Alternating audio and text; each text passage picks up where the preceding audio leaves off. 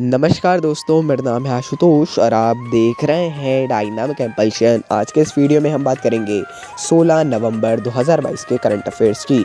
और ज्ञान को कभी भी छोड़ जाए, इसलिए वीडियो को अंत तक अवश्य देखिएगा। आप सभी की तैयारी अच्छी चल रही होगी, अच्छे से तैयारी करते रहिए, लगे रहिए अपने लक्ष्य को प्राप्त करने के लिए। तो चलिए शुरू करते हैं सबसे पहली जानकारी के साथ। संयुक्त राष्ट्र के अनुमान के अनुसार 15 नवंबर 2022 को दुनिया की आबादी 8 अरब हो गई है। संयुक्त राष्ट्र की नवीनतम अनुमानों के अनुसार वैश्विक जनसंख्या 2030 में 8.5 बिलियन यदि इसी गति से रहे तो, और 2050 में 9.7 बिलियन, और 2100 में 2100 है ना 2100 में 10.4 बिलियन तक बढ़ सकती है। मोस्ट इम्पॉर्टेंट जानकारी, मोस्ट इम्पॉर्टेंट क्वेश्चन जो आप कहें है ना, ये सबसे आवश्यक है। अब ये एक अनुमान है, फिर भी अनुमान लगभग सही है। मुझे भी ऐसा लगता है पर्सनली कि ये अनुमान सही है। अब 8 अरब हो चुकी है पूरे विश्व की जनसंख्या, इस बात को याद रखिएगा, है ना। आधिकारिक तो अभी तो नहीं होगा, आधिकारिक जल्द ही आ जाए शायद। बाकी आप लोग और भी देख सकते हैं इसके बारे में कि कैसे ये क्या हुआ। बाकी अभी बहुत से देशों में अभी पिछले 10 साल की भी जनगणना नहीं हुई है, जिसमें एक भारत भी है।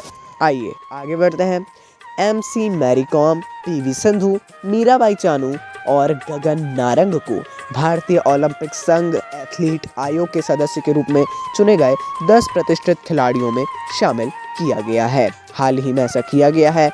निर्वाचित पैनल के अन्य 6 सदस्यों में शिव केशवन, टेबल टेनिस खिलाड़ी शरथ कमल, महिला हॉकी कप्तान वर्तमान रानी रामपाल, फेंसर भवानी देवी, रोवर बजरंग लाल और पूर्व शॉट पुटर ओम प्रकाश सिंह करहाना शामिल है। तो चलिए आगे बढ़ते हैं।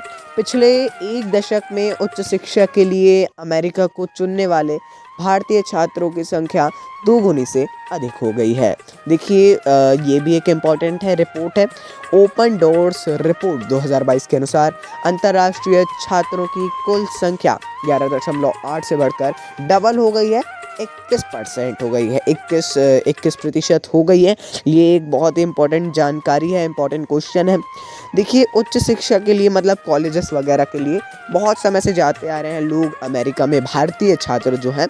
अब ये धीरे धीरे इससे आप समझ सकते हैं कि आंकड़े बढ़ते जा रहे हैं। क्या ओपिनियन है आपका इसमें, कमेंट में या ट्वीट करके अवश्य बताइएगा। आइए आगे बढ़ते हैं। दूसरी भारत कनाडा काउंसिलर वार्ता नई दिल्ली में आयोजित की गई। ये उतना इम्पोर्टेंट नहीं, फिर भी इम्पोर्टेंट की दृष्टि में रखिए। दोनों पक्षों ने भारतीय समुदाय से संबंधित मुद्दों पर चर्चा की, जो कनाडा में एक सबसे बड़ा प्रवासी समूह है। देखिए कनाडा में सबसे बड़ा जो प्रवासी समूह है वो है भारतीय समुदाय। इससे आप समझ सकते हैं, मतलब यही हम आपको सदैव बताते आए हैं कि जब भी हम कुछ जानकारी दें उसके अंदर से अंदर घुसने की कोशिश कीजिए। उसके अंदर कुछ जानकारी आपको मिलेगी, उसके अंदर और कुछ जानकारी मिलेगी। इसी को करंट अफेयर्स को अच्छी तरह से पढ़ना कहते हैं। ये कोई वीडियो वाला नहीं करके देगा, आपको स्वयं करना है। इसीलिए आप लोग देखते होंगे कुछ करते हैं, लेकिन हम इस पर बिल्कुल भी बिलीव नहीं करते हैं। आपको जब तक आप 2 घंटे निकल के स्वयं से इस पर ध्यान नहीं देते हैं और नोट्स बना रहे हैं कुछ वीडियोस में देखकर, हाँ कुछ जानकारियाँ ठीक है, लेकिन पूरी जानकारियाँ कभी मत लीजिए, ऐसा हमारा ओपिनियन रहेगा।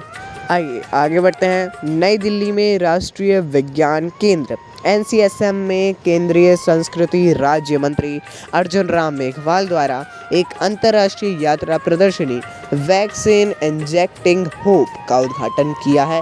इंपॉर्टेंट क्वेश्चन है ये भी। नई दिल्ली में राष्ट्रीय विज्ञान केंद्र और लंदन के साइंस म्यूजियम ग्रुप ने तेज़ी से वैक्सीन बनाने के लिए किए गए वैश्विक प्रयास की कहानी को बताने के लिए ये एक साझेदारी है। ये इंपॉर्टेंट क्वेश्चन है, बाकी आप और देख लीजिएगा। ये वर्तमान केंद्रीय संस्कृति राज्य मंत्री हैं। बाकी आपको पता ही होगा कि मंत्रिमंडल के नाम आपको याद करके रखना है। कुछ लोगों के नाम तो याद रहते ही हैं, मेन राजनाथ सिंह जी हैं, अमित शाह जी हैं, बाकी और आप लोगों को याद रखना है ना, ये इम्पोर्टेंट होता है। चलिए आगे बढ़ते हैं। पैन इंडिया तटीय रक्षा अभ्यास सी विजिल 22 का तीसरा संस्करण 15 और 16 नवंबर 2022 को आयोजित किया जाएगा। किया जा चुका है, 15 को, आज 16 है तो आज भी आयोजित होगा। ये देश के 7,516 किलोमीटर समुद्र तट के साथ आयोजित किया जाएगा और इसमें सभी तटीय राज्यों और केंद्र शासित प्रदेशों को शामिल किया जाएगा। ये जैसा ये एक उसके बाद इंटरवल्स के बाद रेगुलरली होता रहता है। बाकी इसमें देश के आप समझ गए होंगे अलग अलग राज्यों से, अलग अलग केंद्र शासित प्रदेशों से भी जो उनके तटीय राज्य हैं और केंद्र शासित प्रदेश हैं उनमें से भी अलग अलग ऐसे आप कह सकते हैं पार्ट्स इसमें होते हैं, उनको भी लिया जाता है, शामिल किया जाता है। चलिए आगे बढ़ते हैं। वरिष्ठ IAS अधिकारी गौरव द्विवेदी को प्रसार भारती का मुख्य कार्यकारी अधिकारी CEO चीफ एग्जीक्यूटिव ऑफिसर नियुक्त किया गया है। नियुक्ति अपॉइंटमेंट्स भी इम्पॉर्टेंट होती है कॉम्पिटिटिव एग्जाम्स के लिए, ये जानना। ये वर्तमान में MyGov के मुख्य कार्यकारी अधिकारी के रूप में कार्यरत थे। भारत सरकार के नागरिक जुड़ाव मंच के प्रबंधन के उत्तरदायी हैं अभी, है ना। अब इनको पद दे दिया गया है प्रसार भारती का। MyGov आप सभी जानते हैं, MyGov को नहीं जानते हैं तो देख लीजिएगा एक बार, आसानी से समझ में आ जाएगा। बाकी अधिकतर लोग जानते ही होंगे, आप सभी ट्विटर वगैरह चलाते हो या मैसेज वगैरह में भी आजकल तो बहुत ही अच्छी एंगेजमेंट MyGov बना रहा है नागरिकों के साथ। आइए अगली जानकारी की ओर बढ़ते हैं। केंद्रीय पर्यावरण मंत्रालय ने national museum of natural history और संयुक्त राष्ट्र विकास कार्यक्रम ने संयुक्त रूप से मिस्र में COP27 में इन आवर लाइफ टाइम अभियान को शुरू किया है। ये क्या है?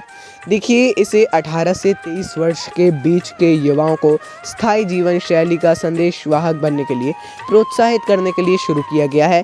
केंद्रीय पर्यावरण मंत्रालय, भारत सरकार के national museum of natural history और संयुक्त राष्ट्र विकास कार्यक्रम, ये दो नाम याद रखना है। बाकी आप कंफ्यूज मत हो जाइएगा, सिर्फ केंद्रीय पर्यावरण मंत्रालय मत लिख दीजिएगा।